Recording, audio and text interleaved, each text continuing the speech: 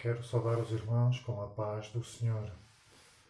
Queridos irmãos, nós estamos a celebrar o culto de domingo à noite e é com prazer que realmente estamos aqui mais uma vez para poder honrar o nosso Criador. Podemos compartilhar também a sua palavra de forma que nos possamos confortar uns aos outros. E antes de darmos início à leitura da Palavra de Deus, sempre começamos com uma oração para agradecer ao Senhor tudo aquilo que Ele faz por cada um de nós na nossa vida. Nosso Deus e nosso Pai, nós te agradecemos, ó Deus, por mais uma oportunidade que nos dás de estarmos aqui para estudarmos a Tua Palavra, para nos fundamentarmos, ó Deus, nas verdades bíblicas, Senhor, para que realmente Tu ilumines os nossos caminhos, Senhor, e possamos andar de acordo com a Tua Palavra, Senhor. Realmente, ó Deus, ajuda-nos a reconhecer o Teu Filho amado, o Senhor Jesus Cristo, como o nosso único Salvador. Que realmente este é o nosso desejo, ó Deus, em nome do Senhor Jesus Cristo. Amém. Queridos irmãos, também como tem sido o hábito, sempre deixamos um coro para nos alegrarmos e possa isso também confortar as nossas almas perante o nosso Deus. E o coro que eu escolhi, que vos gostava de deixar, ele é o número 215 dos nossos cenários, que diz que ao único que é digno de receber a honra e a glória, a força e o poder, ao Rei eterno, imortal, invisível, mas real, a Ele ministramos o louvor. Coroamos a Ti, ó Rei Jesus, adoramos o Teu nome, nos rendemos a Teus pés, consagramos todo o nosso ser a Ti. Nestes tempos difíceis, realmente que nós possamos afirmar esta certeza de que Deus, apesar de ser invisível, Ele é real. E realmente estas afirmações que nós temos, estas convicções, nos ajudam a afirmar a nossa fé em Deus. E realmente que nós possamos coroar, possamos adorar a Cristo, ao Rei Jesus. E este hino ele termina com uma afirmação difícil, que é consagrarmos todo o nosso ser a Ti. Realmente devemos nos esvaziar para que realmente Cristo possa reinar. Nem sempre é fácil, devido aos objetivos que nós também nos propomos na nossa vida, ter esta atitude de consagrar-nos a nossa vida ao Senhor. E, queridos irmãos, na nossa vida há momentos que influenciam e nos ajudam a estudar a Palavra de Deus, nos ajudam a buscar conhecimento para termos respostas para com outras pessoas pelo nosso testemunho. E há uns tempos atrás, há uns meses atrás, isto depois de ter começado a pandemia, uma senhora na fábrica veio ter comigo e pediu-me educadamente se me poderia colocar uma questão. E eu naturalmente disse que sim. E ela me colocou a seguinte questão: o que é que diz a tua religião acerca do que se está a passar no mundo? E a primeira reação, claro que foi, fiquei surpreendido porque não estava a contar com aquela pergunta, mas também eu, movido pela curiosidade do que se estava a passar, se isto eram sinais dos tempos, tinha estado a ler o sermão profético do Senhor Jesus, que se encontra nos 3 Evangelhos, de forma que comecei por lhe dizer que não é o que a minha religião diz, mas o que a Bíblia diz sobre estes acontecimentos. E de certa forma é um pouco disto que eu gostava de partilhar com vocês, como é que nós devemos olhar para aquilo que está a acontecer no mundo, para tudo que nos rodeia, face àquilo que a Escritura diz e como é que nós nos devemos posicionar mediante estes factos. E o texto que nós vamos ler, ele está descrito nos 3 Evangelhos, e isto, para mim, demonstra a importância que este texto tem, não do ponto de vista de conseguirmos prever o futuro, mas de nos ajudar a ficarmos firmes no Senhor e não sermos abalados pelos acontecimentos que se vão dando ao longo da história.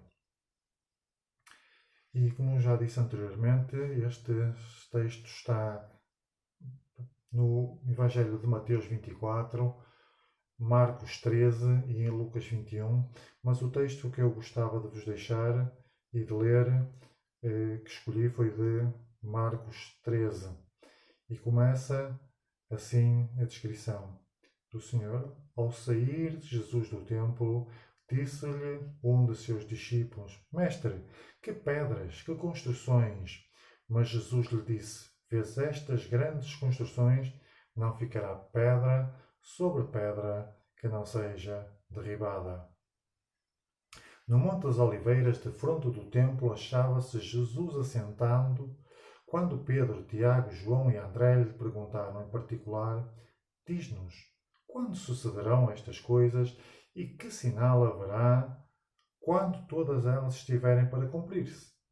Então Jesus passou a dizer-lhes: Vede que ninguém vos engana. Muitos virão em meu nome, dizendo: Sou eu, e enganarão a muitos. Quando, porém, ouvirdes falar de guerras e rumores de guerras, não vos assusteis, é necessário assim acontecer, mas ainda não é o fim. Porque se levantará nação contra nação e reino contra reino. Haverá terremotos em vários lugares e também fomes. Estas coisas são o princípio das dores. Estai vós de sobreaviso, porque vos entregarão aos tribunais e às sinagogas, sereis açoitados e vos farão comparecer à presença dos governadores e reis, por minha causa, para lhes servir de testemunho. Mas é necessário que primeiro o Evangelho seja pregado a todas as nações. Quando, pois, vos levarem e vos entregarem, não vos preocupeis com o que haveis de dizer, mas o que vos for concedido naquela hora, isso falai, porque não sois vós os que falais, mas o Espírito Santo. Um irmão entregará à morte outro irmão, e o pai ao filho. Filhos haverá que se levantarão contra os progenitores e os matarão. Sereis odiados de todos por causa do meu nome. Aquele, porém, que perseverar até ao fim, esse será salvo. É interessante que no início desta narrativa, os discípulos do Senhor, eles começam por mostrar orgulhosamente a construção do templo.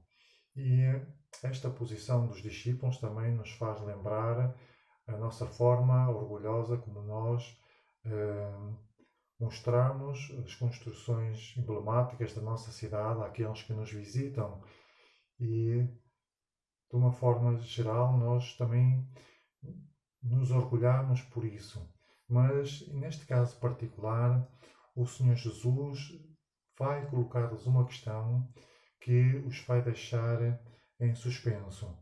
E é que não ficará pedra sobre pedra que não seja derribada.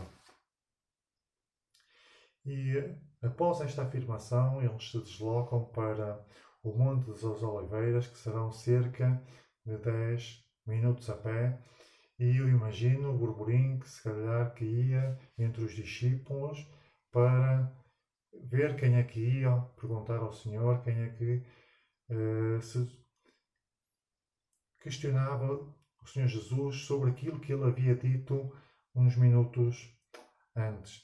De forma que quando o Senhor Jesus se assentou 4 discípulos se deslocaram e lhe colocaram uma questão com 2 objetivos. Primeiro, que o Senhor lhe revelasse quando é que sucederia aquilo que ia acontecer, mas também que sinal haveria de acontecer de forma que eles estivessem precavidos sobre esses acontecimentos. Mas a resposta do Senhor tem como objetivo de os preparar para os acontecimentos futuros, de forma que eles permanecessem firmes no Senhor. E o meu objetivo também de estudar esta palavra e de compartilhar com vocês não é analisar o conteúdo profético, mas face aos acontecimentos que nos rodeiam, como devemos nos posicionar, como é que nos devemos observar do ponto de vista do cristianismo. E é sobre 3 objetivos que o Senhor Jesus realça nesta passagem que eu gostava de partilhar com vocês. E estes 3 objetivos são: que ninguém vos engane, não vos assusteis e perseverai até ao fim. E o primeiro objetivo que gostava de compartilhar com vocês e que vem do Senhor, e ele está no versículo 5. Então Jesus passou a dizer-lhes: Vede que ninguém vos engane. Muitos virão em meu nome, dizendo: Sou eu, e enganarão a muitos. E vemos que este sentido de enganar tem a ver com a doutrina do Senhor. E, portanto, deixem-me consultar aqui. Portanto, o primeiro objetivo de Cristo é a sua preocupação para que ninguém nos engane. E é importante observarmos que, para não sermos enganados, devemos estar fundamentados e conhecer a verdade. Deixai-me compartilhar com vocês também um versículo que o Senhor Jesus também disse, e ele encontra-se em João capítulo 8, versículo 31 e 32. E estes 2 versículos, ele vem num contexto em que Jesus está a dar o seu testemunho daquilo que ele é e daquilo que é o seu propósito aqui no mundo. E no versículo 31, 32, ele diz o seguinte: Disse, pois, Jesus aos judeus que haviam crido nele: Se vós permanecerdes na minha palavra, sois verdadeiramente meus discípulos, e conhecereis a verdade, e a verdade vos libertará. Devemos observar que Cristo, ele nos alerta, ele nos aconselha para a nossa responsabilidade de conhecermos a verdade.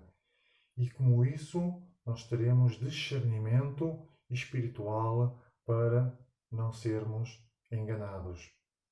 Deixai-me ilustrar-vos isto com uma história que certamente vocês também reconhecerão, porque eu ouvia na igreja.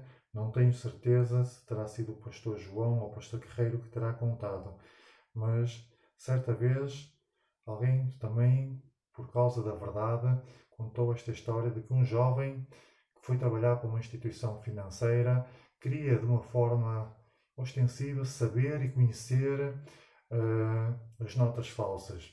E insistia com aquele que lhe dava formação para que lhe ensinasse como é que ele conheceria as notas falsas.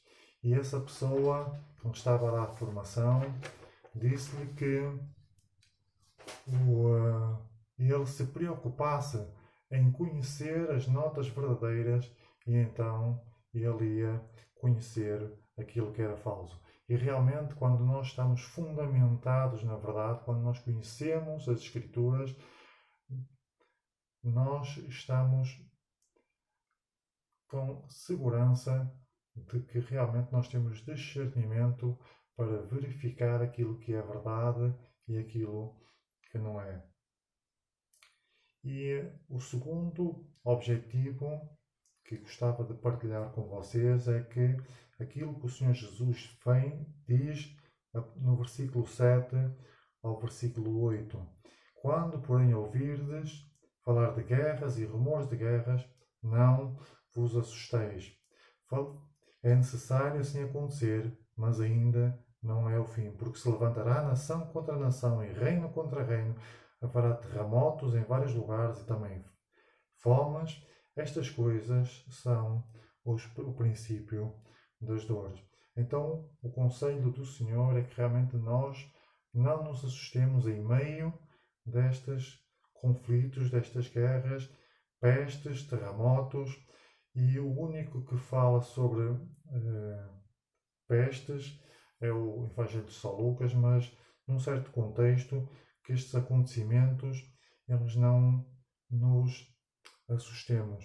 E realmente aquilo que Cristo pretendia, não só para os discípulos daquela época, mas para todos os seus seguidores, é que nós não fiquemos apavorados, sem temor, face ao que se está a passar. Reparemos que estes acontecimentos, eles referem-se tanto ao mundo de uma forma global, como acontecimentos de uma forma localizada. E algo que gostava de partilhar com vocês é que realmente a palavra de Deus ela tem aplicação universal.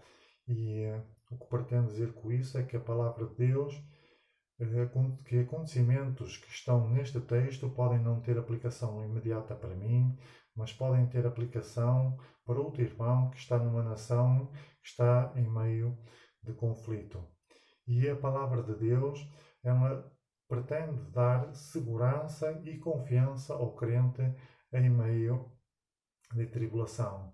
E certamente que esta afirmação ela é mais fácil de produzi-la do que realmente vivenciá-la. Porque todos nós somos atribulados, todos os acontecimentos, e eles mexem connosco, mexem um pouco com a nossa ansiedade relativamente à incerteza do futuro. Perdão. E o terceiro e último ponto que gostava que olhássemos com atenção para o conselho do Nosso Senhor é que devemos perseverar até ao fim na prática da doutrina. E gostava de chamar em especial atenção para o aviso de Cristo, porque isto é muito importante e relevante, porque se os acontecimentos anteriores são de uma forma global, estes afetam diretamente a nossa vida na questão da defesa da fé. E recordemos que, ao longo da história, muitos irmãos nossos foram mortos ao fio da espada, muitos foram queimados vivos e ainda há hoje irmãos que sofrem pela sua fé e enfrentam a vida todos os dias na defesa do Evangelho.